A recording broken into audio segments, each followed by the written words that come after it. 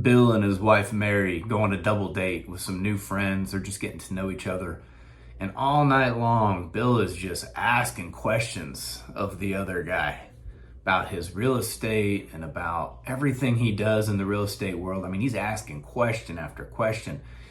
And Mary's looking at her husband like, man, what is he doing? He's not offering up anything that he knows from his life as an accountant. He just keeps asking questions, and all night they have a great time.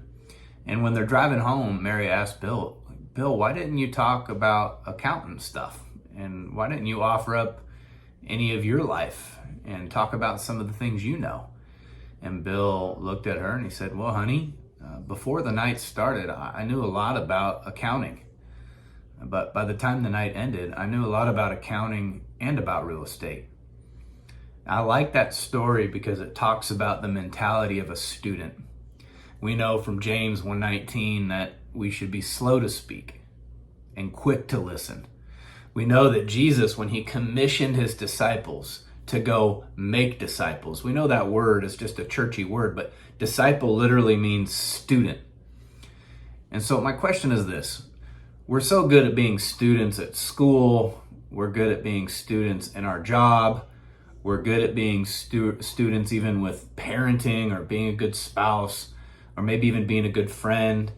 We tend to feed ourselves all kinds of information and we tend to grow in a lot of areas. But my question for you is this: are you a disciple of Jesus? Are you a student of the faith? Are you hungry like Bill to listen, to sit at the feet of our Savior, to dive into the Word as a student? Here's a question for you. What are you the most hungry for? What are you the best student of? Are you the hungriest to learn fill in the blank? Real estate, your job, how to make money?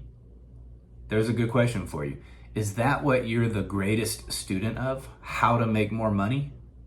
Are you the greatest student of social media, trying to get your name out there more and more? Or are you truly a student of Jesus, a disciple? Are you the hungriest for the ways of the Lord, to know him more, to bury his word in your heart? What's going to happen when persecution comes, when they take our Bibles from us? The only thing we're going to have is that page that we ripped out, or that word that we buried in our heart. When all eternity unfolds before us and we're on our 1 trillionth year in the glory of God in heaven, what are you going to be known for in eternity? What is going to last? Is it the wealth that you were a student of? Is it the skill, craft, or trade that you were a student of? Or is it going to be the fact that you were a student of the Lord? Is that the information, the knowledge, the understanding, and the wisdom that we'll live on? I challenge you this week. Be honest with yourself. What are you a student of?